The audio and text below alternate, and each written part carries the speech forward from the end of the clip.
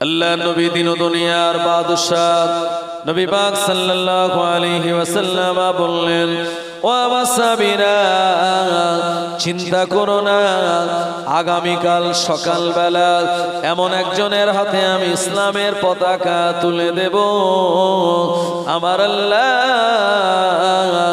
আমার ওই সাহাবীর হাত দিয়ে মুসলমানদের বিজয় দান করে দেবেন। আল্লাহ নবী আরো বললেন, আমার এই সাহাবীকে আমার আল্লাহ পাকও বড় ভালোবাসেন, মহব্বত করেন। আল্লাহ নবী জবান মোবারকে যখন এই কথাটা বললেন, বিশ্ব নবী সাহাবীরা সবাই চিন্তা করতে লাগলেন, আগামীকাল সকালবেলা নবীজি কার হাতে পতাকা তুলে দেবেন। জানার হাতে পতাকা তুলে দেবেন, উনি তো শ্রেষ্ঠ মানুষ হবে।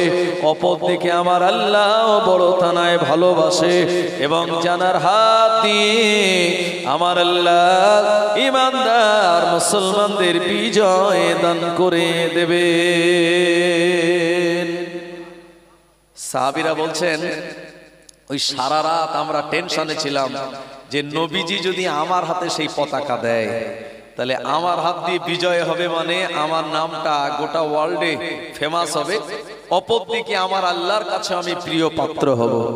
আবু বকর, উসমান, আলী, সাদ বিন আবি ওয়াক্কাস, হযরতে আবু তালহা, হযরতে আবু উবাইদা রাদিয়াল্লাহু আনহুম আজমাইন গণেরা সারা রাত টেনশনের ভিতর দিয়ে রাত অতিবাহিত করলেন।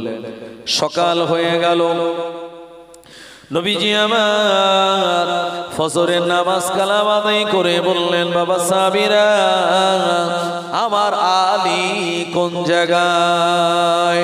বিশ্বনবী সাহাবীরা বললেন, ইয়া রাসূলুল্লাহ, হাবিবাল্লাহ, আপনার সাহাবী আলী রাদিয়াল্লাহু আনহু আজকে ফজরের নামাজের জামাতে হাজির হতে পারে নাই। তিনি তাঁবুর ভিতরে রয়েছেন, কারণ শরীরটা তানার খারাপ। কি হয়েছে? ইয়া রাসূলুল্লাহ, হাবিবাল্লাহ, হুজুর তানার চোখে পীড়া হয়েছে, তানার চোখ উঠেছে। আল্লাহ নবী ডাক দিয়ে বললেন, বাবা সাহাবীরা, আমার আলীকে ডেকে আনো। মাঝে মাঝে আমাদের চোখ ওঠে কিনা ভাই? এই চোখ উঠলে দেখবেন সেজদা দিতে গেলে খুব কষ্ট হয়, কনকন করে, যন্ত্রণা হয়। অনেকে আমরা এই সময় চেয়ারে বসে নামাজ পড়ি। ভাই এ সময় সাহাবীরা হযরতে আলী রাদিয়াল্লাহু আনহুকে ডাকলেন। হযরতে আলী রাদিয়াল্লাহু আনহু তিনি আসলেন খুব কষ্ট করে। আল্লাহ নবী বললেন, ও বাবা আলী, কি হয়েছে তোমার? ইয়া রাসূলুল্লাহ, হাবিবাল্লাহ, হুজুর আমার চোখ উঠেছে। আল্লাহ নবী বললেন, বাবা আলী, তুমি আমার কাছে আসো। আল্লাহ নবী এই সময়তে তিনি তানার নিজের লুয়াব মোবারক, মানে আল্লাহর হাবিবের লালা মোবারক নিয়ে হযরতে আলী রাদিয়াল্লাহু আনহু চোখে লাগিয়ে দিলেন। চোখে লাগিয়ে দেওয়ার সঙ্গে সঙ্গে আমার আল্লাহর অপার কুদরতি ক্ষমতায়, বিশ্ব নবীর মুজিজায় হযরতে আলী রাদিয়াল্লাহু আনহুর চোখ দুটি এক নিমেষে ভালো হয়ে যায়। জোরে বলেন সুবহানাল্লাহ।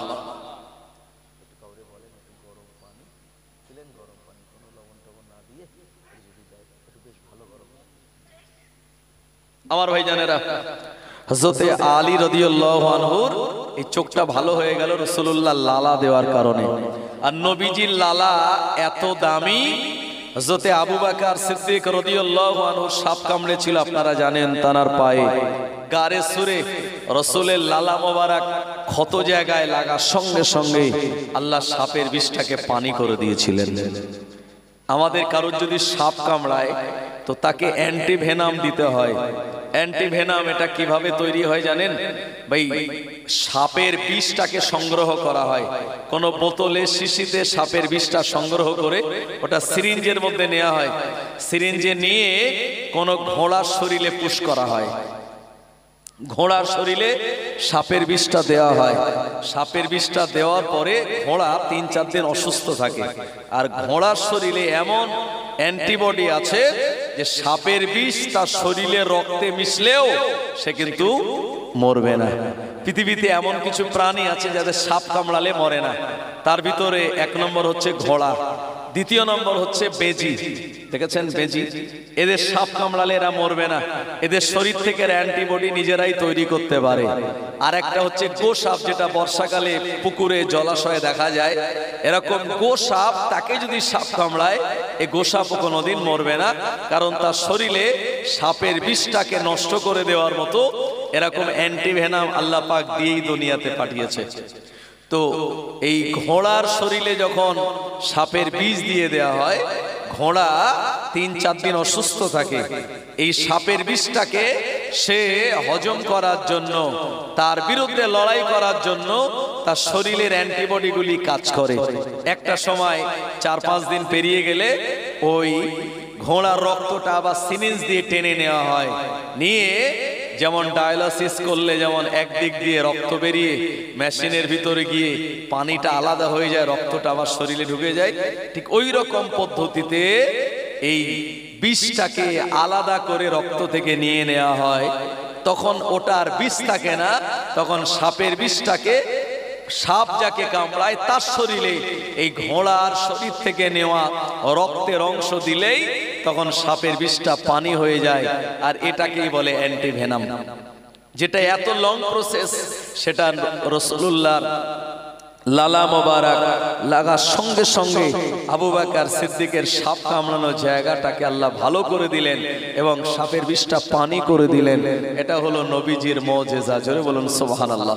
শুধু তাই নয়, 6ষ্ঠ হিজরিতে হুদাইবিয়ার সন্ধির দিনে রাসূলের সাহাবীরা বললেন, ইয়া রাসূলুল্লাহ, হাবিবাল্লাহ, হুজুর, এই জায়গায় কোনো পানি পাওয়া যাচ্ছে না, এখানে কোনো কুয়াও নেই। তবে অনেক খোঁজাখুঁজি করার পরে একটা কুয়া পাওয়া গেল, তবে কুয়ার পানিটা এত লবণাক্ত, এই পানিটা পান করার যোগ্য নয়। আল্লাহ নবী বললেন, ইয়া আমার সাহাবীরা, তোমরা একটা তীর নিয়ে আসো। আল্লাহ নবী সাহাবীরা একটা তীর নিয়ে আসলেন। নবীজি ওই তীরের আগায় নিজের লালা মোবারকটা লাগিয়ে দিলেন। এরপরে বলেন, সাহাবীরা, আমার এই লালা লাগানো তীরটা ওই কুয়ার ভিতরে ফেলে দাও। আল্লাহর নবীর লালা মোবারক লাগানো ওই তীরটা কুয়ার ভিতরে ফেলার সঙ্গে সঙ্গে ওই লবণাক্ত পানিটাকে আমার আল্লাহ মিষ্টি বানিয়ে দিলেন। আর জোরে বলেন সুবহানাল্লাহ। 4 নম্বর, রাসূলুল্লাহ লালা কতটা দামি। ভাই, হযরতে জাবের বিন আব্দুল্লাহ আনসারী, নবীজি যখন খন্দকের ময়দানে তিনি মাটি কাটছিলেন, সাহাবী দেখলেন রাসূলুল্লাহ ক্ষুধার কারণে পেটে পাথর বেঁধেছেন। এত ক্ষুধার্ত নবীজির এই চেহারা সহ্য করতে পারলেন না দেখে উনি বললেন, হুজুর, আমার বাড়িতে আপনাকে দাওয়াত দিচ্ছি। আমার বাড়িতে ছোট্ট একটা বকরির বাচ্চা আছে আর 2.5 কেজি জবের আটা আছে, হুজুর আপনি দাওয়াত গ্রহণ করুন। নবীজি বললেন, আমি তোমার দাওয়াত গ্রহণ করতে পারি, তবে শর্ত হলো আমাকে একা নয়, এই সব 3000 সাহাবীকেও দাওয়াত দিতে হবে। জাবের বিন আব্দুল্লাহ আনসারী বলছেন, হুজুর আপনি আমার বাড়ি যাবেন, ছোট্ট একটা বকরির বাচ্চা, 2.5 কেজি জবের আটা, যদি এতজন সাহাবীরা যায় তো আমি মেহমানদারি করাতে পারবো না। নবীজি দুটি কথা বললেন, যে হাঁড়িতে গোশত রান্না করবে, আমি নবীজি যতক্ষণ না যাব ওই হাঁড়ির ঢাকনাটা আলগা করবে না। 2, তুমি যে 2.5 কেজি জবের আটা সংগ্রহ করেছো, এই জবের আটার উপর একটা কাপড় চাপা দিয়ে রাখবে। আমি নবীজি যতক্ষণ না যাব খবরদার ওই কাপড়টা যেন উঁচু করবে না, চাপা দিয়েই রাখবে। সাহাবী তেমন তেমন করলেন, নবীজি যেমন যেমন বললেন। প্রিয় নবী গেলেন সাহাবীর বাড়িতে, যাওয়ার পরে নিজের লালা মোবারক ওই আটাতে লাগিয়ে তারপরে বললেন, তোমরা খামির বানাও। আমার ভাইজানেরা, তো ওই আটার উপরে কাপড় তখনও চাপা দেওয়া। সাহাবীরা ওই কাপড়ের ভিতর দিয়ে বিসমিল্লাহ বলে হাত ঢুকিয়ে অনবরত সেখান থেকে আটা বার করেছেন আর খামির বানিয়ে রুটি পাকিয়েছেন। 3000 সাহাবে কেরামদের মাঝে সেই রুটি বিতরণ করা হয়েছিল, তারপরেও আটা শেষ হয়ে যায়নি। সুবহানাল্লাহ বলেন। এগুলি রাসূলুল্লাহর মুজিজা। এজন্যই প্রিয় নবী বলেছেন, যখন কোনো বাচ্চা ভূমিষ্ঠ হয়, এই বাচ্চাটা ডান কানে আজান দেবে আর বাম কানে একামাত শোনাবে। তারপরে বাচ্চাটা যখন খেতে শিখবে, আপনারা অনেকে দেখবেন বাচ্চাদের টুপি পরিয়ে, পায়জামা পাঞ্জাবি পরিয়ে মসজিদে নিয়ে যায় জুমার দিনে। হুজুর, এই আমার এই বাচ্চাটা খেতে শিখেছে, তাকে একটু ওই ক্ষীর গালে দেন তো, আর একটু দোয়া করুন। ভাই আসলে এটা এমন নয়, এটা ছিল তাহানিক, যেটা প্রিয় নবীর জামানাতেও ছিল। সাহাবে কেরামদের সন্তান হলে নবীজির কাছে নিয়ে যেতেন, নবীজি খেজুর চিবিয়ে ওই বাচ্চাটার মুখে দিতেন এবং বরকতের দোয়া করতেন, যেটাকে তাহানিক বলা হয়। আজকে আমাদের সমাজ থেকে প্রায় এটি বিলুপ্ত। ভাই যদি প্রিয় নবীর লালা মোবারক তার শরীরের ভিতরে যেত, ওই বাচ্চাটার শরীর দিয়ে আপনার একদিকে যেমন সুগন্ধ বার হতো, অপরদিকে রোগ বিপদ আপদ বালা মুসিবত থেকে আল্লাহ তাকে হেফাজত করতেন। জোরে বলুন সুবহানাল্লাহ। আমার ভাইজানেরা, হযরত আলী রাদিয়াল্লাহু আনহু এ সময় আল্লাহ নবী তার লালা মোবারক লাগিয়ে দিলেন। চোখটা যখন ভালো হয়ে গেল, হযরত আলী রাদিয়াল্লাহু আনহুর হাতে আল্লাহ নবী নিজের ওই পতাকাটা দিয়ে বললেন, ও বাবা আলী, এ নাও ইসলামের পতাকা তোমার হাতে দিয়ে দিলাম, আর লড়াইয়ের ময়দানে চলে যাও। আজকে খয়বারের ময়দান, যে জায়গায় আজকে অনেকদিন ধরে আমরা যুদ্ধ করি, কোন রকমের ফয়সালা আসে না, আমার আল্লাহ তোমার হাত দিয়ে ইমানদার মুসলমানদের বিজয় দান করে দেবে। আমি তোমার জন্য দোয়া করি। হযরত আলী রাদিয়াল্লাহু আনহু আল্লাহর নবীর হস্ত মোবারক থেকে এমন করে ইসলামের পতাকা নিয়ে এ লড়াই ময়দানে তিনি ঝাঁপিয়ে পড়লেন। হযরত আলী রাদিয়াল্লাহু আনহু দেখলেন এ ময়দানে লড়াই করাটা কষ্টকর, কারণ এরা যারা দুশমনের এসেছে, এরা নায়েব দুর্গ, উবাই দুর্গ, কামুজ দুর্গের বিরাট বড় বড় বিল্ডিং এর উপর থেকে এরা পাথর আর তীর গুলি মারে। এদের বিরুদ্ধে তো সামনাসামনি লড়াই করা যাবে না। হযরত আলী রাদিয়াল্লাহু আনহু এ সময় তিনি হিকমত খাটিয়ে বললেন, এ ইসলামের দুশমনেরা, আমি আলী বলি, যদি তোমরা বীর পুরুষ হও, আমার সামনে এসে লড়াই করো, আমি আলী তখনই তোমাদের বীর পুরুষ মনে করব। কিন্তু তোমরা অন্য জায়গায় লুকিয়ে থেকে ওই দরবারে, ওই প্রাসাদে, ওই আপনার বিভিন্ন দুর্গের ভিতরে লুকিয়ে থেকে তোমরা পাথরগুলি আমাদের দিকে নিক্ষেপ করো। না না না, এ তো কাপুরুষের কাজ, এটা বীর পুরুষের কাজ নয়। হযরত আলী রাদিয়াল্লাহু আনহু এমন কথা বলার সঙ্গে সঙ্গে ওদের সেন্টিমেন্টে আঘাত লাগলো। ওরা দুর্গগুলি ছেড়ে দিয়ে তারা নিচে ময়দানের দিকে নেমে আসলো। হযরত আলী রাদিয়াল্লাহু আনহু বলছেন, ঠিক আছে, সামনে যখন এসেছে আর আমার এই জুলফিকার, যে জুলফিকার নামক তরবারির সামনে এসে কেউ পালিয়ে যাবে, চলে যাবে, এটা ইম্পসিবল। হযরত আলী রাদিয়াল্লাহু আনহু তানাদের বিরুদ্ধে এই যুদ্ধের ময়দানে তিনি নামলেন। সাহাবে কেরামদের বললেন, আপনারা আমার পিছনে থাকুন। হযরত আলী তিনি সামনে, আর হযরত আলী রাদিয়াল্লাহু আনহুর গায়ে আল্লাহ তো শক্তি দিয়েছিলেন। প্রিয় নবী বলেছেন, আমার আলী হলো আসাদুল্লাহিল গালিব, মানে আল্লাহর সিংহ। সুবহানাল্লাহ বলেন। তো সিংহের গায়ে যে জোর, তো আল্লাহ পাকের সিংহ হযরত আলী রাদিয়াল্লাহু আনহু তানার লাকাব, এবং তানার যে জুলফিকার তরবারি, এটি মারাত্মক একটি তরবারি, যেটা শয়তান পর্যন্ত দেখে ভয় পেত। মুসলমান ভাইরা আমার, ও জওয়ানেরা, যুবকেরা, হযরত আলী রাদিয়াল্লাহু আনহু এ খায়বারের ময়দানে তিনি লড়াইয়ের ময়দানে নেমে গেলেন।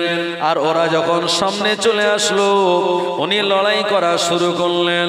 ও আমার ভাইজানেরা, একটা সময় হযরত আলী রাদিয়াল্লাহু আনহু যখন বীর বিক্রমে লড়াই করে, দুশমনেরা সব ময়দান ছেড়ে পালিয়ে চলে যায়, হযরত আলী রাদিয়াল্লাহু আনহু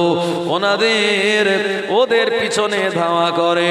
আল্লাহর নবী বলেছিলেন, বাবা আলী, কোন বাচ্চাদের উপরে, কোন বয়স্ক মানুষের উপরে, কোন মহিলাদের উপরে যেন আঘাত করবে না। হযরত আলী রাদিয়াল্লাহু আনহু আল্লাহর হাবিবের ওসিয়তটাকে মেনে নিয়ে ওই রকম ভাবে লড়াই করেছিলেন। আমার ভাইজানেরা, দুশমনের একটা সময় দেখতে পেল হযরত আলী রাদিয়াল্লাহু আনহুর হাতে আমাদের বিরাট বড় পরাজয় হবে।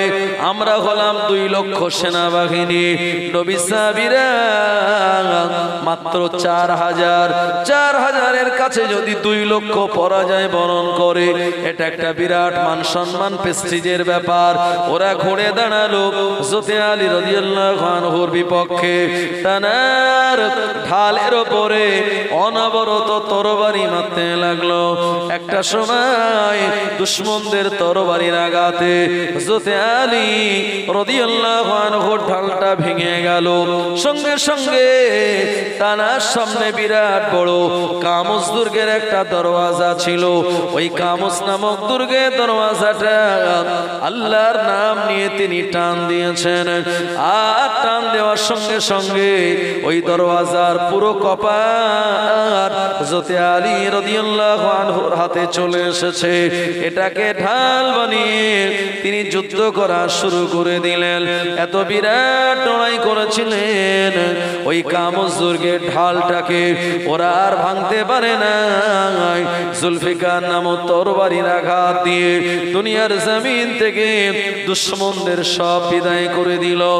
ও নবীর উম্মত উম্মতানিরা, এক পর্যায়ে তারা যখন জানতে পারল না না না হযরত আলী রাদিয়াল্লাহু আনহুর সামনে দাঁড়ানো আমাদের দ্বারা অসম্ভব, ওরা যখন সব পালিয়ে চলে গেল, আমার ভাইজানেরা, আল্লাহর নবী সাহাবীরা প্রিয় নবীর কাছে সংবাদ দিলেন, ইয়া রাসূলুল্লাহ, হাবিবাল্লাহ, আপনি গতকাল রাতের বেলা এশার নামাজ আদায় করে বলেছিলেন আগামীকাল সকালবেলা এমন একজনের হাতে ইসলামের পতাকা তুলে দেব, আমার আল্লাহ তার হাত দিয়ে মুসলমানদের বিজয় দান করে দেবে। ইয়া রাসূলুল্লাহ, হুজুর আপনার কথা সঠিক সত্য প্রমাণিত হয়েছে। হযরত আলী রাদিয়াল্লাহু আনহুর হাত দিয়ে এই খায়বারের ময়দানে মুসলমানদেরকে আল্লাহ আমাদেরকে বিজয় দান করে দিয়েছে। জোরে হবে না সুবহানাল্লাহ। প্রিয় নবী শুনলেন, আল্লাহর শুকরিয়া আদায় করলেন। শুকরিয়া আদায় করে নবীজির অভ্যাস ছিল যে লড়াইয়ের ময়দানে তিনি জিতে যেতেন, আল্লাহ পাক বিজয় দিতেন, ওই ময়দানে তিনি 3 দিন পর্যন্ত অবস্থান করতেন। হযরত আলী রাদিয়াল্লাহু আনহু ফিরে এসেছেন। নবীজি বলছে, আলী, শুনলাম যুদ্ধ করতে করতে তোমার ঢাল ভেঙে গিয়েছিল, তুমি কামস দুর্গের একটা বিরাট বড় দরওয়াজার কপাট হাতে নিয়ে তুমি লড়াই করলে, কিন্তু এই কপাট তো একজনের দ্বারা তোলা সম্ভব নয়, তুমি কিভাবে পারলে? হযরত আলী হুজুর বললেন, ইয়া রাসূলুল্লাহ, হাবিবাল্লাহ, হুজুর বাস্তবিক আমিও জানি না এটা কিভাবে উঁচু করতে পারলাম, তবে আল্লাহর নাম নিয়ে যখন হাত দিয়েছি, আল্লাহ পাক এটা আমার হাতে এনে দিয়েছেন, আর আমি লড়াই করেছিলাম সেটাকে ঢাল করে। নবীজি বললেন, আলী, একবার চলো তো ওই ঢালটা তুমি আরেকবার উঁচু করবে, আমি দেখব। হযরত আলী রাদিয়াল্লাহু আনহু সেই কপাটের কাছে গেলেন, যেটা ময়দানে তখনও পড়ে আছে। রাসূলুল্লাহ বললেন, তুমি একটু তোলো। হযরত আলী তিনি তোলার চেষ্টা করলেন, শরীরের সব শক্তি দিলেন, কিন্তু তিনি ওই দরওয়াজাটা উঁচু করতে পারলেন না। হযরত আলী রাদিয়াল্লাহু আনহু তিনি একটু লজ্জিত হয়ে গেলেন। নবীজি বললেন, আলী শোনো, আরা মা লা তারাউনা ওয়া আসমাউ মা লা তাসমাউন। আলী, তুমি যা দেখো আমি রাসূলুল্লাহ তার থেকে আরো বেশি দেখি। আলী, আমি যা দেখি তুমি তা দেখো না। আমি দেখেছিলাম তুমি যখন এই দরওয়াজাটা হাত দিয়ে ধরেছিলে, আল্লাহর ফেরেশতারা তোমার সঙ্গে সহযোগিতা করে ওই ঢাল হিসাবে তোমার পাশেই ধরেছিল। সুবহানাল্লাহ বলেন। এজন্য তোমার দ্বারা সম্ভব হয়েছিল আলী, বদরের ময়দানে আল্লাহ যেমন 5000 ফেরেশতা নামিয়ে আমাদের সহযোগিতা করেছিলেন, আজকে খায়বারের ময়দানেও আল্লাহ আমাদের সহযোগিতা করেছেন বলে এটা সম্ভব হয়েছে। নবীজি 3 দিন অবস্থান করলেন, এরপরে ওই ময়দানের পাশে একজনের বাড়ি, একজন ইহুদি মহিলা যার নাম হলো জায়নাব বিনতে হারেসা। এ মহিলা নবীজিকে দাওয়াত দিয়ে বলল, ও মুহাম্মদ ইবনে আব্দুল্লাহ, আমি আপনাকে দাওয়াত দিলাম। প্রিয় নবী বলেছেন, এক মুসলমান আর এক মুসলমানের উপরে হক আছে 6টা। 1 নম্বর, ইউসাল্লিমু আলাইহি ইজা লাকিয়াহু, যখন দেখা হবে তো সালাম দেবে। ওয়াজিবুহু ইজা দাআহু, যখন দাওয়াত করবে তা কবুল করবে। 3 নম্বরে, ইজা আতাসা, যখন সে হাঁচবে তখন এ হাঁচি দাতা উনি বলবেন আলহামদুলিল্লাহ, আর যিনি শুনবেন উনি জবাব দেবেন ইয়ার হাকামুল্লাহ বলে। 4 নম্বর হক হলো ওই ব্যক্তিটা যদি অসুস্থ হয়ে যায় তাকে দেখতে যাওয়া। 5 নম্বর হক হলো ওই ব্যক্তিটা বা অন্য কোনো মুসলমান যদি ইন্তেকাল করে তার জানাজা নামাজে গিয়ে হাজির হওয়া। আর 6 নম্বর হক হলো ইউহিব্বু লাহু মা ইউহিব্বু লিনাফসিহি, আপনি নিজের জন্য যেটা পছন্দ করবেন অন্য মুসলমানের জন্য সেটা পছন্দ করা লাগবে। এমনটা নয় যে বিরিয়ানি রান্না করা হয়েছিল রাতের বেলা, গরম গরম ছিল, তখন প্রতিবেশীকে দেয়নি, সকালবেলা যখন তাতে পানি উঠে গেছে বা খাওয়া যাচ্ছে না, এই সময় আপনি প্রতিবেশী কোনো গরিবকে দিলেন। রাসূল বললেন এটা হক হলো না। যদি দিতেই হতো, তুমি যেমনটা খেয়েছিলে, যেমনটা তোমার পছন্দ ছিল, তেমনটাই যদি তুমি দিতে, তাহলে প্রকৃত হক আদায় হতো, আর আল্লাহ পাক ওই মুসলমানের উপরে রাজি আর খুশি হতো। জোরে বলেন সুবহানাল্লাহ।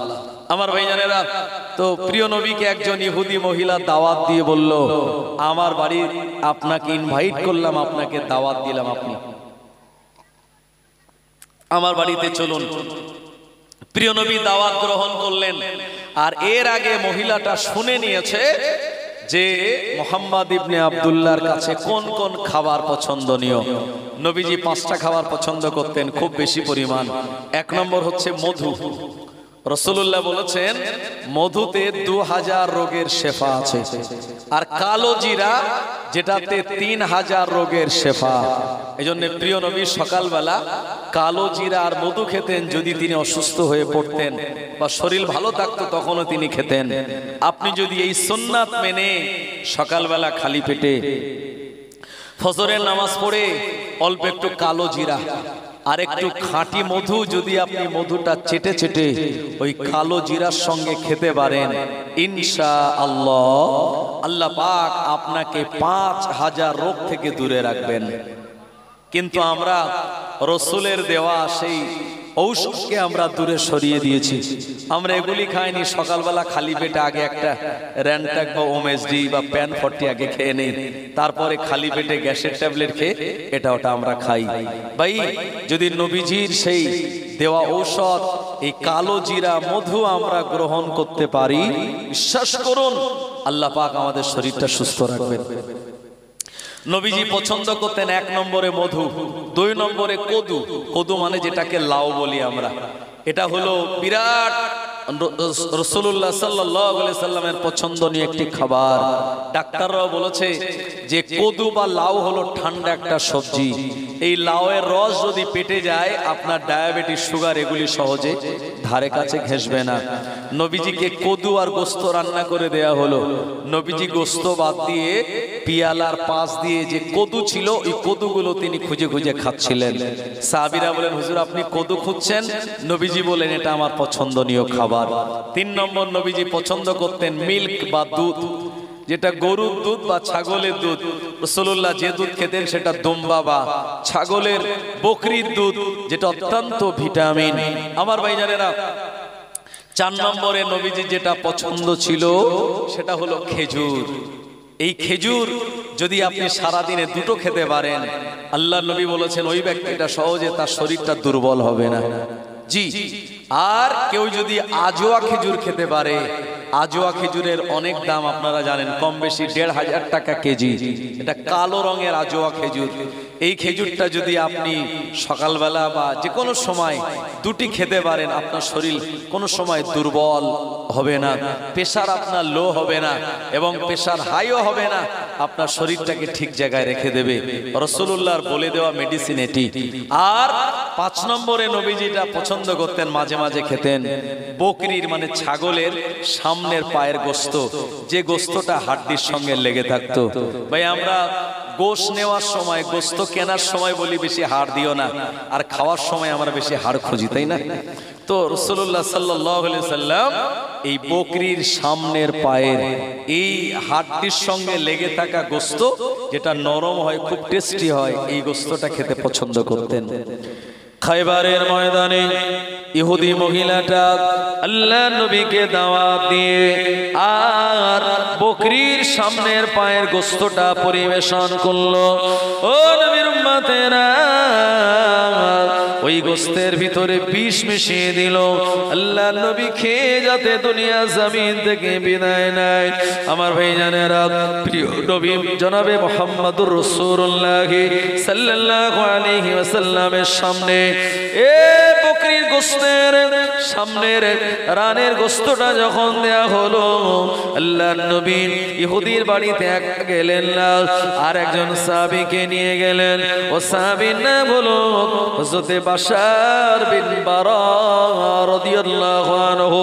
হযরত বাশার বিন বারা রাদিয়াল্লাহু আনহু তিনি গোশতটা খেয়ে ফেললেন ক্ষুধার টানে।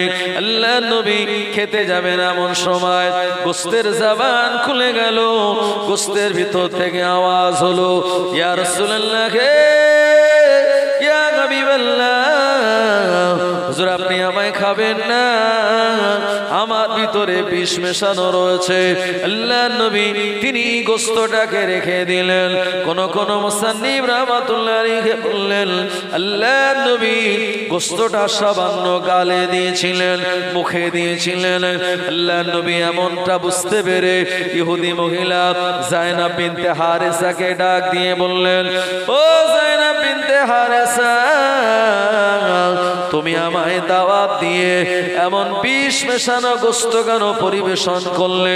যায়নাব বিনতে হারেসা যখন দেখলো আমি তো ধরা পড়ে গেলাম, এ সময় বলল, ও মুহাম্মদ ইবনে আব্দুল্লাহ, আমি আপনায় পরীক্ষা করছিলাম, আপনি যদি দুনিয়ার কোন শাসক রাজা হন, আরে বিষ মেশানো গোশতকে আপনি ইন্তেকাল করবেন, মারা যাবেন। আর যদি প্রকৃত নবী হন, এই বিষ আপনার কোনো ক্ষতি করতে পারবে না। গোশতের ভিতরে বিষ দিয়েছি একমাত্র আমি, আর অন্য কেউ জানে না বা কাউকে জানায়নি।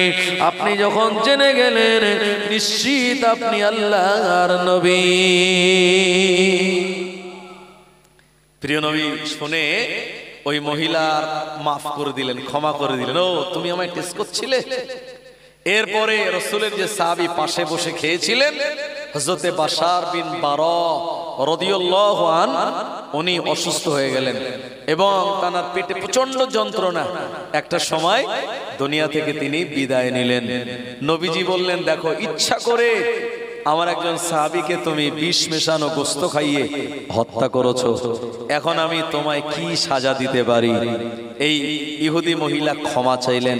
কিছু সাহাবী বলেন, হুজুর, কোরআনের আইন আল কাতলু বিল কাতাল, কেউ যদি কাউকে হত্যা করে তার বদৌলতে তাকেও হত্যা করতে হবে, তো এই মহিলাকে ছাড়া যাবে না। কোন সিরাতের কিতাবে এসেছে প্রিয় নবী ওই মহিলাকে ক্ষমা করে দিয়েছিলেন, আর কোন কিতাবে এসেছে সাহাবীরা বলেছেন, হুজুর, এ তো ইহুদি, একে যদি ক্ষমা করে দেওয়া হয় তাহলে এদের পাওয়ার বেড়ে যাবে, তাই এদের উচিত শিক্ষা দেওয়া দরকার। কারণ ইহুদিরা বর্তমানে যারা আর বিগত দিনে যারা ছিল, এরা আগাগোড়াই মুসলমানদের শত্রু। কারণ আপনারা জানেন ফেরাউনকে আল্লাহ কত বছর হায়াত দিয়েছিলেন? ফেরাউনকে আল্লাহ হায়াত দিয়েছিলেন 950 বছর। কত বছর ফেরাউন হায়াত পেয়েছিল? 950 বছর। শুনলে অবাক হবেন, এই ফেরাউন যখন আল্লাহর সঙ্গে খোদাদ্রোহিতা করতে লাগলো, আল্লাহ পাক তার শক্তিকে আরো বাড়িয়ে দিল। আমার ভাইজানেরা, এই 950 বছরে একবারও তার কোনো রোগ হয়নি, একবারও ফেরাউনের সর্দিও লাগেনি, জ্বর জারিও হয়নি, কোনো রোগ হয়নি। কেন হয়নি? জিবরাইল আলাইহিস সালাম আল্লাহকে জিজ্ঞেস করলেন, আল্লাহ এই ফেরাউন আপনার এত বিরুদ্ধ আচরণ করে, সে নিজে বলেছে আনা রব্বুকুমুল আলা, আমি হলাম সবথেকে বড় খোদা। আল্লাহ আপনি যদি একটা ভাইরাস পাঠান তো সে তো শেষ হয়ে যায়। আল্লাহ বলেন না, ওকে আগে বাড়তে দেই, দেখি কতটা বাড়তে পারে। এই জন্যই আল্লাহ তাকে রোগ দেয়নি। কিয়ামতের দিন যেন ও বলতে না পারে, আল্লাহ আমার সর্দি হয়েছিল, আমার জ্বর হয়েছিল, মাথার যন্ত্রণা হয়েছিল, কষ্ট পেয়েছিলাম, তার বদলে আপনি আমায় নাজাত দিন। এইটা বলার যেন সুযোগ না পায় আল্লাহ, এই কারণে 950 বছর তার শরীরে কোনো রোগ দেয়নি। আর আপনি আমি যারা ইমানদার মুসলমান, আমাদের রোগ বিপদ আপদ বালা মুসিবত যত বেশি আসবে, নবীজি শুনিয়েছেন মুসলমানের পায়ে যদি একটা কাঁটা ফোটে, ওই একটা কাঁটা ফোটার বদলাতে আল্লাহ তার জীবনের গুনাহ ক্ষমা করে দেয়। সুবহানাল্লাহ বলেন। আমার ভাইজানেরা, জওয়ানেরা, যুবকেরা, ও নবীর উম্মতেরা, এই জন্য আপনার যখন শরীর খারাপ হবে আপনি ধৈর্য হারা হবেন না, আপনি সবর করবেন, আল্লাহ রাব্বুল আলামিনের উপরে ভরসা রাখবেন।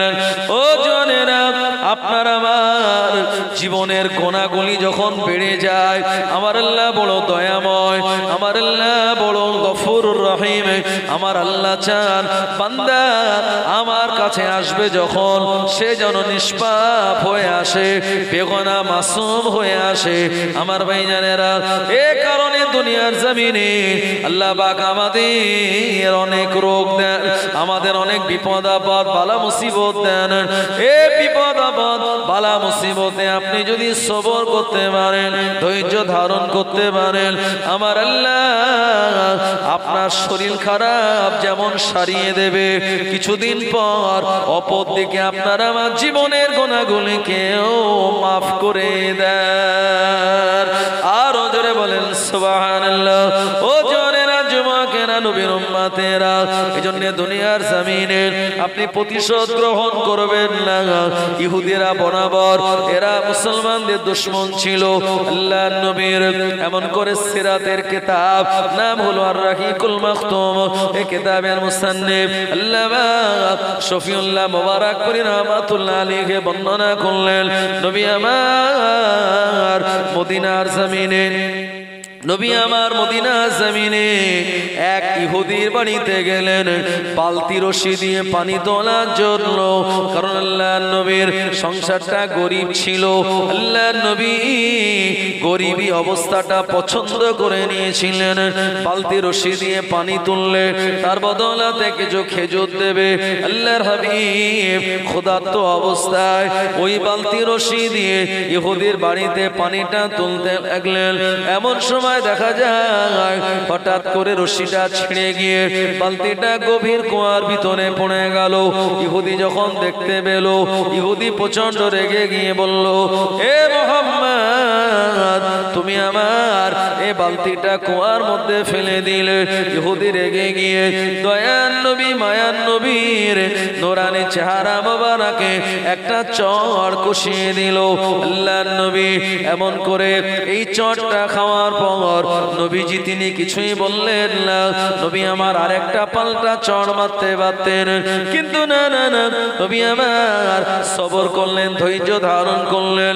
আল্লাহর নবীর মুখে এই চড়টা লাগার সঙ্গে সঙ্গে এই আঘাত আমার আল্লাহর আরশে পৌঁছে গিয়েছে। এজন্যে আমরা যতই নামাজ পড়ি, যতই রোজা করি, যতই হজ করি, যাকাত দেই, একটা যদি আমল আমাদের কাছে থাকে, এই আমলটা ভালো আমল নয়, এটা খারাপ আমল।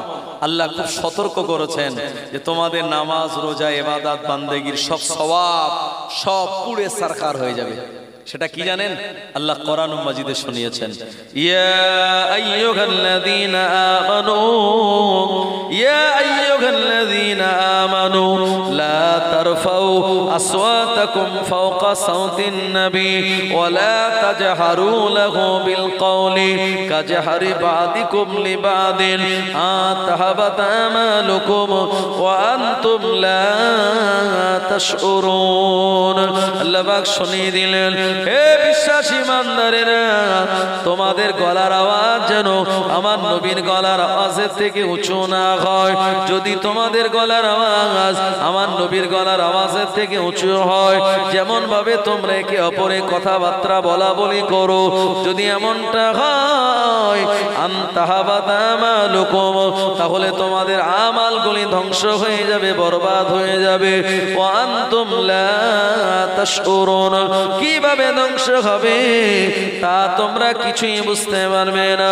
এ কারণে আল্লাহর নবীর রওজায়ে আতাহারের সামনে মদিনার মসজিদে নববী শরীফে আল্লাহর হাবিবের রওজা মোবারকের উপরে এই আয়াতে কারিমা স্বর্ণ অক্ষরে লেখা রয়েছে, আল্লাহর হাজী বান্দা হাজীন বান্দি এটা পড়ে যেন বুঝতে পারে, জোরে যেন কথা না বলে, এমন করে নিজেদের ভিতরে ঝগড়াঝাটি যেন না করে। আল্লাহর নবী তিনি শায়িত, নবীর সঙ্গে কোন রকম যেন বেয়াদবি না হয়ে যায়। আজও সেই আয়াত স্পষ্ট শূন্য অক্ষরে লেখা। মদিনার মানুষের টাকার কি কমতি আছে? কিন্তু মসজিদে নববী একতলায় দুতলা নয়, একতলা তো নাকি না দুতলা, তারা করলে পারত না করত, দুতলা তিনতলা 10 তলা পর্যন্ত করা যেত। কিন্তু না, যেখানে নবীজি শায়িত ওই মসজিদের উপরে আর দ্বিতীয় তলা করা যাবে না, আর তার উপরে ওঠা মানে নবীর সঙ্গে বেয়াদবি করা। এই জন্য চাতাল চারিদিকে বাড়ানো হবে, কিন্তু মসজিদে নববী কিয়ামত পর্যন্ত জীবনে কোনোদিন দোতলা তিনতলা করা হবে না। যেদিন হবে বুঝবেন সেদিন আমাল সব বরবাদ হবে আমাদের। মুসলমান ভাইরা আমার, কারণ আপনারা দেখছেন বর্তমানে এই যে সৌদি গভর্নমেন্ট এরা ঠিক খুব একটা ভালো জায়গায় নেই। যদি বলেন কেন, কারণ সৌদির যে রাজধানী রিয়াদ, এই রিয়াদে তারা প্রতিষ্ঠা বার্ষিকী পালন করেছে এই গত 3 দিন আগে। আপনারা সোশ্যাল মিডিয়াতে দেখতে পারবেন। আমি একদম টাটকা খবর বলছি, সৌদি আরবের রাজধানী রিয়াদে তারা দেশের প্রতিষ্ঠা বার্ষিকী পালন করেছে। এই প্রতিষ্ঠা বার্ষিকী পালন করতে গিয়ে সৌদিতে কি করেছে জানেন? আহা, কি অন্যায় কাজ তারা করেছে ভাই। তারা কাবা বাইতুল্লাহর আদলে একটা নকল কাবা বানিয়েছে। কাবা বাইতুল্লাহর আদলে নকল একটা কাবা বানিয়েছে, আর কাবা শরীফটাকে বিরাট ভাবে বানিয়ে স্টেজের ঠিক মাঝখানে রেখেছে। আর চারিদিকে অলঙ্গ নারী, অলঙ্গ মানে একেবারে তাদের ড্রেসের অবস্থা যারা নাচানাচি করে এরকম মহিলাদেরকে নিয়ে চারিদিকে নাচানাচি করেছে। আর তাদের যে আরবি গান, সেই গানগুলি তারা গেয়েছে। জোরে বলেন নাউজুবিল্লাহ। আমার ভাইজানেরা, আলেম ওলামা দেখে তারা অবাক হয়েছে, আর তারা বলছে হায় রে হায়, আল্লাহর কাবা বাইতুল্লাহকে নকল করে বানিয়ে তারা এইরকম একটা প্রতিষ্ঠা বার্ষিকী পালন করলো। জোরে বলেন নাউজুবিল্লাহ। এই দৃশ্যটা কে কে দেখেছেন? আপনারা দেখেছেন? কেউ দেখেননি? হ্যাঁ, এই ইউটিউবার ভাই দেখেছেন তো আপনি? কি অবস্থা! আল্লাহ পাক তাদের হেদায়েত করুক, হেফাজত করুক। শুধু তাই নয়, বর্তমানে মক্কাতুল মুকাররমায় আল্লাহর নবী দিন দুনিয়ার বাদশার যেখানে জন্মস্থান, এই জায়গাটা এবং মদিনার মসজিদে নববী বাদ দিয়ে আরো তারা বিভিন্ন জায়গাতে নানান অপকর্মের সঙ্গে জড়িত। তাই জীবনে কোনোদিন মনে করবেন না যে মক্কার লোকেরা যেটা করে ওটা মনে হয় শরীয়তের দলিল। না, নতুন করে মক্কা শরীফে তারা সিনেমা হল তৈরি করেছে। তারা এই তো গত 1 মাস আগে হালাল বার চালু করেছে। জোরে বলে নাউজুবিল্লাহ। এই হালাল তারা নাম দিয়েছে হালাল বার। আচ্ছা, বার কোনোদিন হালাল হয়? জি, এরা হালাল বার করলো, এরা সিনেমা হল বানানো। শুধু তাই নয়, এরা বিভিন্ন জায়গাতে নারীদেরকে পর্দা থেকে বেরিয়ে নানান কাজ করার জন্য তারা উৎসাহ দিচ্ছে। তার মানে এটা হলো কিয়ামতের আলামত। প্রিয় নবী বললেন, বাদা আল ইসলাম গরিবান সায়াউদু কামা বাদা আফাতুবা লিল গুরাবাই আও কামা ক্বালা আলাইহিস সালাম। আল্লাহর নবী জানিয়ে দিলেন ইসলাম গরিবী অবস্থা থেকে শুরু হয়েছে এবং মাঝখানে ইসলাম সমৃদ্ধশালী হবে এবং ইসলাম আস্তে আস্তে আবার গরিবের দিকে চলে যাবে। তার মানে ইসলামকে মানা হবে না, ইসলামকে পালন করা হবে না। আমার ভাইজানেরা, আল্লাহ নবী আরো জানিয়ে দিলেন যে জায়গা থেকে ইসলামের বাতি জ্বলা শুরু হলো ওই জায়গা থেকে ইসলামের বাতি নেওয়া শুরু হবে। ও জওয়ানেরা, মক্কাতুল মুকাররমায় আমার নবীকে আল্লাহ পাক পাঠিয়ে তাম পৃথিবী জমিনটা নবীজির হেদায়েতের নূরের আলোয় আলোকিত করে দিয়েছিলেন। আবার এই মক্কার জমিন থেকে নতুন করে অপকর্ম শুরু হবে। ও জওয়ানেরা, যুবকেরা আর আলেম ওলামা যারা প্রতিবাদ করবে এদেরকে নানানভাবে টর্চার আর অত্যাচার করা হবে। বর্তমানে হজের দিনে 9 জিলহজ আরাফাতের ময়দানে বক্তব্য দেওয়া হয়। এটা হলো ইন্টারন্যাশনাল একটি খুতবা। এই জায়গায় তাওহীদের ব্যাপারে, সুন্নাতের ব্যাপারে আর ইস্তেহাদ ইত্তেফাকের ব্যাপারে বলা হয়। যদি কেউ কোনোদিন সৌদি গভর্নমেন্টের বিরুদ্ধে বক্তব্য দেয় সঙ্গে সঙ্গে তাকে অ্যারেস্ট করে জেলের ভিতরে দেওয়া হয়। এর আগে দিয়েছে কয়েকজন ইমামকে। আমাদের পার্শ্ববর্তী দেশ বাংলাদেশের অবস্থা আপনারা জানেন। সেখানে আলেম ওলামা একটা কথাই বলেছিল যে আগামী দিনে শরীয়ত অনুযায়ী, কোরআনের আইন অনুযায়ী দেশ চলবে। ব্যাস এতটুকু বলার জন্য তাদেরকে অ্যারেস্ট করে তাদের আয়না ঘরে দিয়ে কত অত্যাচার নির্যাতন তাদের করেছিল। কিন্তু সব অত্যাচারের একটা শেষ আছে। সেই শেষ গোটা ওয়ার্ল্ডের মানুষ দেখেছে যে সে দেশের এক সরকার, সেই সরকারকে জনগণ উচ্ছেদ করে গণভবন থেকে বার করে আমাদের ইন্ডিয়াতে পাঠিয়ে দিয়েছে। কথা ঠিক কিনা আমার ভাইজানেরা? এখন বর্তমানে সেখানে আপনার আলেম ওলামাদের আল্লাহ পাক বিজয় দান করে দিয়েছেন। তাই আমি বলতে চাই, এ ভারতবর্ষের জমিন যেখানে হিন্দু মুসলিম আমরা সম্প্রীতির সঙ্গে বসবাস করি, এখানে আমরা ভেদাভেদ চাই না, এখানে আমরা দ্বন্দ্ব চাই না। কিন্তু আমাদের পূর্বপুরুষদের সম্পত্তি, ওয়াকাফ সম্পত্তি নিয়ে নেবে আর আমরা চুপচাপ বসে থাকবো। যদি প্রতিবাদ করি, যদি আমাদের অন্য কথা বলা হয়, মুসলমান কোনোদিন এটা মেনে নেবে না। আমার ভাইজানেরা, জওয়ানেরা, যুবকেরা, আল্লাহ পাক আমাদের সবাইকে একতার সঙ্গে থেকে ঈমানের বলে বলিয়ান হওয়া তৌফিক দান করুক। সবাই বলেন আল্লাহুম্মা আমিন। আমি যে কথা বলতেছিলাম, ইহুদি রাসূলুল্লাহকে চড় মেরেছে আর চড়ের আঘাত গিয়েছে আল্লাহর আসমানে। ইহুদি বাড়ি গিয়েছে, নবীজিকে খেজুরাত দেয়নি। নবীজিও মনটা খারাপ করে বাড়ি চলে গিয়েছে। আর ইহুদি বাড়ি যাওয়ার আগেই তার হাতে প্রচন্ড যন্ত্রণা, পেন শুরু হলো। এত যন্ত্রণা শুরু হলো, এত পেন শুরু হলো, ইহুদি যন্ত্রণা সহ্য করতে পারে না। ও জানেরা, যুবকেরা, দাঁড়াতে পারে না, বসতে পারে না, খেতে পারে না, ঘুমাতে পারে না। এ যন্ত্রণার কারণে তার শরীরটা, তার জীবনটা দুর্বিষহ হয়ে উঠলো। এ হাতের যন্ত্রণা কিভাবে কমানো যায়, কত মেডিসিন খেলো, কোনো কাজ হলো না। এরপরে ইহুদি বলল, এ আমার সাথী সঙ্গীরা, আমার হাতের কবজি থেকে কেটে বাদ দিয়ে দাও। হাতের কবজি থেকে কেটে বাদ দিয়ে দিলে মনে হয় আমার যন্ত্রণা ভালো হয়ে যাবে। হাতের কবজি থেকে কেটে বাদ দিয়ে দেওয়া হলো। আমার ভাইজানেরা, যন্ত্রণা পেন আরো অনেক বেশি বেড়ে গেল। এরপরে আর মরণাপন্ন অবস্থা আল্লাহর নবীর কাছে গেল। বিশ্ব নবী, দিন দুনিয়ার বাদশাহ নবী পাক সাল্লাল্লাহু আলাইহি ওয়াসাল্লামের কাছে ইহুদি কাটা হাত নিয়ে গিয়ে বলল, ও মুহাম্মদ ইবনে আব্দুল্লাহ, আমি আপনার সঙ্গে ভুল করে ফেলেছি, আপনার সঙ্গে আমি বেয়াদবি করে ফেললাম। আপনার চর মারাটা আমার মোটে উচিত হয়নি, আপনি আমায় ক্ষমা করে দিন। মায়ার নবী, দয়ার নবী ইহুদির এমন অবস্থা দেখে সহ্য করতে পারলেন না। আল্লাহর নবী কাটা হাত ইহুদির সঙ্গে লাগিয়ে দিলেন, হাতের সঙ্গে। নবীজি তানার নূরানি হস্ত মোবারক একবার আল্লাহর নাম নিয়ে বলিয়ে দিলেন। বলিয়ে দেওয়ার সঙ্গে সঙ্গে ইহুদির কাটা হাত যেমন জোড়া লেগে গেল, অপর দিকে তার 1 নিমিষে যন্ত্রণাও ভালো হয়ে গেল। আরো জনে বলেন সুবহানাল্লাহ। ইহুদির মনে মনে বিরাট আনন্দ হয়, আর মনে মনে চিন্তা করে মুহাম্মদ ইবনে আব্দুল্লাহ যদি সাধারণ কোনো মানুষ হতো, আমি ছড় মারার পরেও আমার এমন অবস্থা দেখে খুশি হতো, কিন্তু না না না, খুশি না হয়ে দুঃখিত হয়ে আমার কাটা হাতটাকে জোড়া লাগানোর ব্যবস্থা করে দিল। একদিকে ইহুদির কাটা হাত জোড়া লাগানো আল্লাহর নবী যেমন মুজিজা, অপরদিকে তার পেন যন্ত্রণা যখন ভালো হয়ে গেল, বুঝতে পারলো সাধারণ মানুষ হলে এত বড় উপকার আমায় করতো না। ইহুদির ভিতর থেকে তার ইমানের চোখটা আল্লাহ খুলে দিল। ইহুদি ইমানের কালেমা পড়ে মুসলমান হয়ে গিয়েছিল।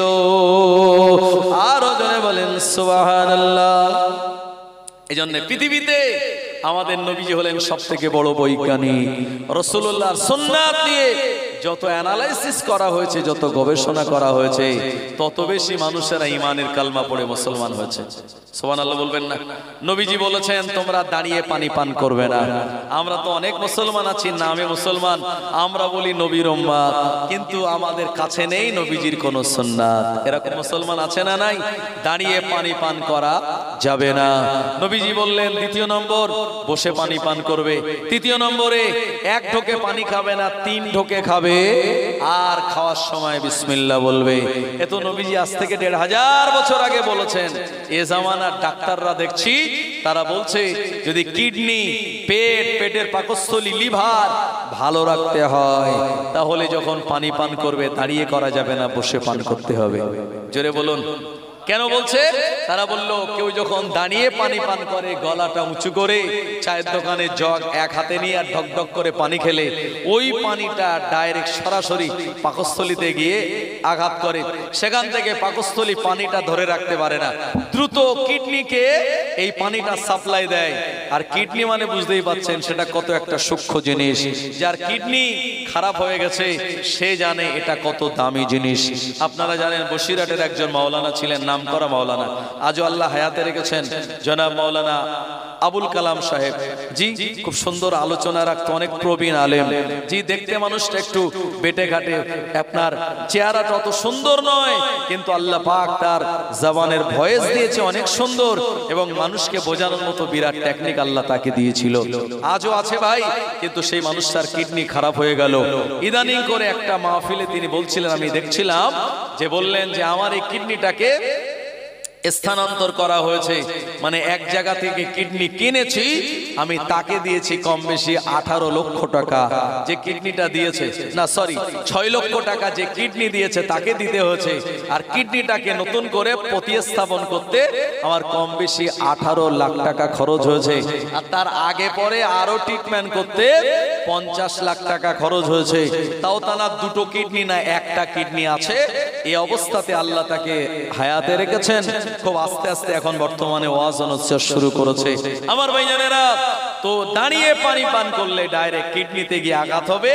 রাসূলুল্লাহ বলেন 3 ঢোকে পানি পান করো, বিসমিল্লাহ বলে পানি পান করো। আস্তে আস্তে পানি পান করলে আমাদের শরীরটা যেমন ঠান্ডা হবে, কিডনি, আমাদের লিভার, পাকস্থলী সবগুলি ভালো থাকবে।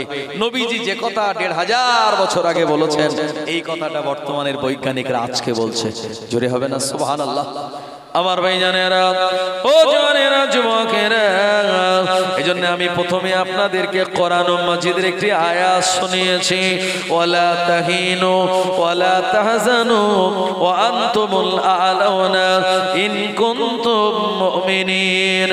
তোমাদের কোনো চিন্তা নাই, তোমাদের কোনো পেরেশানি নাই, দুনিয়ার জমিনে তোমরাই বিজয়ী হবে যদি তোমরা মুমিন হতে পারো। আল্লাহ পাক তোমাদের বিজয় দান করে দেবে। নবী আইয়ুব আলাইহিস সালামকে আল্লাহ পাক 18 বছর রোগ দেওয়ার পর তিনি সবর করেছিলেন, আর আল্লাহ পাকের উপরে বিশ্বাস রাখলেন। আমার আল্লাহ তার পরীক্ষাতে ফার্স্ট ডিভিশনে পাশ করালেন।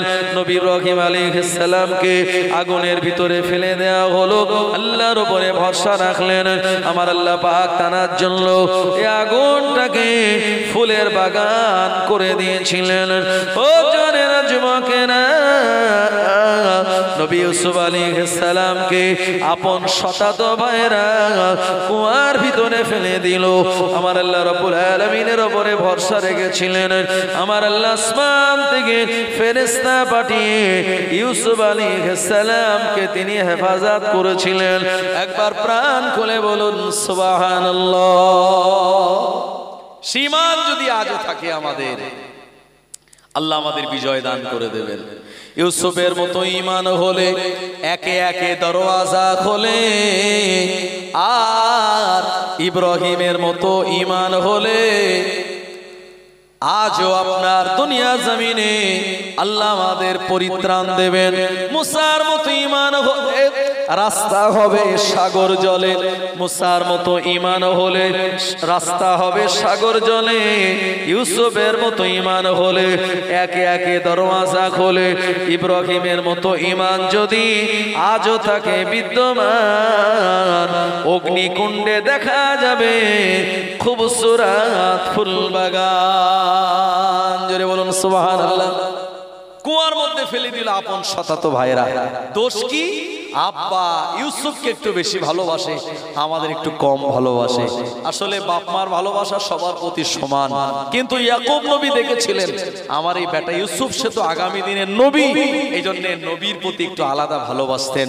নিজেও নবী, ছেলেও নবী হবে আগামী দিনে, তার প্রতি একটু আদর মোহাব্বত বেশি হবে কি হবে না ভাই? এই ভালোবাসাটা ভাইরা সহ্য করতে পারলো না, বলল আব্বা আমাদের সঙ্গে দেন, আমরা একটু ময়দানে নিয়ে এই ভাইটাকে নিয়ে একটু বকরি চড়াতে যাব। ইয়াকুব আলাইহিস সালাম বলেন সাবধান, এই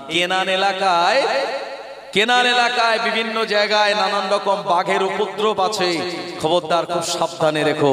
আর এই সুযোগটাকেই তারা কাজে লাগালো। ইউসুফ আলাইহিস সালামকে তারা নিয়ে গেল আর একটা জায়গায় ফাঁকা ময়দানে নিয়ে ভাইরা যুক্তি করে বলল ইউসুফ যদি হায়াতে থাকে আগামীতে বাপ হয়তো আমাদের সম্পত্তিও দেবে না, সব ইউসুফের নামে দিয়ে দেবে, তাই ইউসুফকে দুনিয়া থেকে বিদায় করতে হবে। এরা চিন্তা ভাবনা করে ইউসুফ আলাইহিস সালাম বাচ্চা বয়স, তাকে কেউ কেউ মারধর করলো ভাইরা। ইউসুফ নবী বলছে তোমরা আমার আপন ভাই কেন মারো? বললো না তোকে আর বাঁচিয়ে রাখা যাবে না। ইউসুফ নবীর দুই মা ছিলেন, এক মায়ের ইউসুফ আর একজন বনিয়ামিন, আর আরেক মায়ের 10 ভাই ছিল। আমার ভাইজানেরা, এই 10 জন ভাই মিলে তাকে কুয়ার মধ্যে যখন ছেড়ে দিলেন, ইউসুফ আলাইহিস সালাম কুয়ার নিচে পড়ার আগে আল্লাহ ফেরেশতা জিবরাইল আলাইহিস সালামকে বললেন জিবরাইল দেরি করো না, তাড়াতাড়ি চলে যাও। ইউসুফকে যে কুয়ার মধ্যে ছেড়ে দেওয়া হয়েছে, ওই ইউসুফ কুয়ার মধ্যে পড়ার আগে আমার ইউসুফকে তুমি লুফে নাও। জিবরাইল আলাইহিস সালাম বলেন আমি কয়েকবার আল্লাহর আসমান থেকে দ্রুত গতিতে জমিনের দিকে আমি চলে এসেছি। এক নম্বর হলো উহুদের ময়দানে আল্লাহর নবী দান্দান মোবারক যখন শহীদ করে দেওয়া হয়েছিল, রাসূলুল্লাহর রক্তটা উহুদের ময়দানে পড়ার আগে আমি জিবরাইল আল্লাহর হুকুমে দ্রুত গতিতে এসে আমার ডানার উপরে রাসূলুল্লাহ সাল্লাল্লাহু আলাইহি ওয়াসাল্লামের খুর মোবারক ধরে নিয়েছিলাম। দ্বিতীয় নম্বরে ইউসুফ আলাইহিস সালামের ভাইরা যখন কুয়ার মধ্যে ফেলে দিল, আমি আল্লাহ আমায় নির্দেশ দিল আমি জিবরাইল দ্রুত গতিতে এসে ইউসুফকে লুফে নিলাম। তৃতীয় নম্বরে যখন নবী ইব্রাহিম আলাইহিস সালামকে আগুনের ভিতরে নমরুদ বাহিনী ফেলে দিল, আমার আল্লাহ বললেন ও জিবরাইল চলে যাও আর জান্নাত থেকে ফুলের বাগান নিয়ে আগুনের ভিতরে আমার ইব্রাহিমের জন্য ব্যবস্থা করে দাও। চতুর্থ নম্বরে ফেরাউন যখন নীল নদের দুনিয়াতে হাবুডুবু খাচ্ছিল, আমার আল্লাহ রাব্বুল আলামিন দ্রুত গতিতে জিবরাইল আলাইহিস সালামকে পাঠালেন। আজ জিবরাইল আমিন এসে ওই ফেরাউনের মুখের ভিতরে কাদা বালি পাথরগুলো দিয়ে দিতে লাগলো, কারণ যে 950 বছর হায়াত পেল, সারা জীবনে একবারও রোগ হলো না, শরীর খারাপ তার হলো না, এখন মরণের সময় যদি কোনোভাবে তওবা করে নেয় আমার আল্লাহ বড় দয়াময়, হয়তো ফেরাউনের তওবাকে কবুল করে নেবে। আমি জিবরাইল আমি পা দিয়ে ভালো করে কাদা মাটিগুলো ফেরাউনের মুখের ভিতরে দিয়ে দিতে লাগলাম, ও বেটা যেন তওবা করতে না পারে। আমার ভাইজানেরা, এর থেকে মুহাদ্দিসিনগণেরা বলেছেন যে আল্লাহ কত দয়াময়, এটা সব থেকে বড় প্রমাণ। জিবরাইল আলাইহিস সালাম ভয় খেয়েছে, 950 বছর আল্লাহর বিরুদ্ধে চলেছে, এখন নীল নদের দরিয়ায় সে হাবুডুবু খাচ্ছে। যদি শেষ সময় তওবা করে, আল্লাহ যদি কবুল করে নেয়, তাই জিবরাইল তাড়াতাড়ি এসে কাদা মাটি পাথর তার মুখের ভিতরে ভালো করে গুজে দিল, যাতে তওবা করার মতো তওবা শব্দটা বলতে না পারে। ইউসুফ আলাইহিস সালামের আপন ভাইরা ফেলে দিল, আর ওই জায়গাতে আস্তে করে পাথরের উপরে জিবরাইল আলাইহিস সালাম বসিয়ে দিলেন। আপনাদের ঘটনা জানান, আমি আপনাদের ঘটনা বলছি না, আমি এটা বলতে যাচ্ছি যে আল্লাহ পাক কিভাবে তাকে হেফাজত করেছিলেন এবং আল্লাহর উপরে যারা ভরসা করে আল্লাহ কিভাবে তাদের রাস্তা বার করে দেয়। এক পথিক ব্যবসায়িক দল আসছিল ওই রাস্তা দিয়ে, তারা রাস্তা হারিয়ে ফেললো, এটাও আল্লাহর হুকুম। রাস্তা হারিয়ে জঙ্গলের ভিতরে গিয়ে দেখলো যে একটা কুয়া আছে, তাদের পিপাসা লেগেছিল, কুয়ার ভিতরে পানি আছে ভেবে বালতি ফেলে দিল, বালতি রশিতে পানি আসে নাই, এসেছে একজন সুন্দর এক যুবক, তিনি হলেন ইউসুফ আলাইহিস সালাম। আর এদিকে ভাইরা গিয়ে বলল, আব্বা আমরা ছোট ভাইকে আলের উপরে বসিয়ে বকরিগুলি চড়াচ্ছিলাম, আর একটা বাঘ এসে আমাদের ভাই ইউসুফকে ধরে নিয়ে গেল। আব্বা দেখুন, এটাই সেই ইউসুফের জামা। ইউসুফ নবীকে কুয়ায় ফেলার আগে গায়ের জামা খুলে নিয়ে একটা বকরি জবাই করে বকরি রক্ত জামায় মাখিয়ে আব্বাকে বলল, দেখুন এটা ইউসুফের রক্ত। ইয়াকুব আলাইহিস সালাম রক্তটা শুকলেন, তানার শরীরে যে রক্ত ইউসুফ আলাইহিস সালামের শরীরে সে রক্ত প্রবাহিত হচ্ছে। তিনি শুকে বুঝতে পারলেন, আমার ছেলেরা, এটা আমার ছেলের রক্ত নয়, তোমরা আমায় ভুল বোঝাচ্ছ। 10 জন ছেলে বলল, আব্বা নানান কসম টসম করল, আব্বা না না সত্য বলছি। ইয়াকুব আলাইহিস সালামের সময় বলেছিলেন, এখন আমার সবর করা ছাড়া বিকল্প কোনো রাস্তা নাই। আমার ভাইজানেরা, তিনি সবর করলেন এবং 10টা ছেলের বিরুদ্ধেও তিনি গেলেন না। তবে ইউসুফ আলাইহিস সালামের মহাব্বতে, ভালোবাসায়, এই বিচ্ছেদে তিনি কান্না শুরু করলেন। এত কান্না কাঁদতে লাগলেন নিজের একজন নবী সন্তানের জন্য।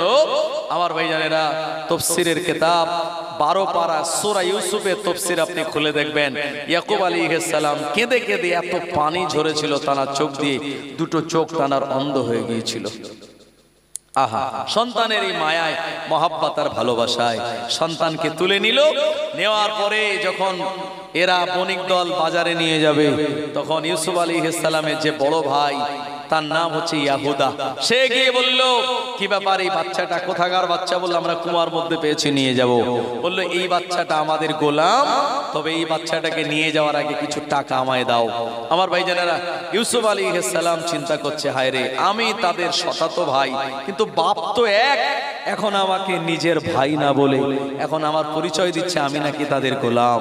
তিনি চিন্তা করলেন, যে ভাই আমাকে গোলাম করে বণিক দলের কাছে পরিচয় দেয়, তার কাছে হেল্প চাওয়াটা অত্যন্ত বোকামি।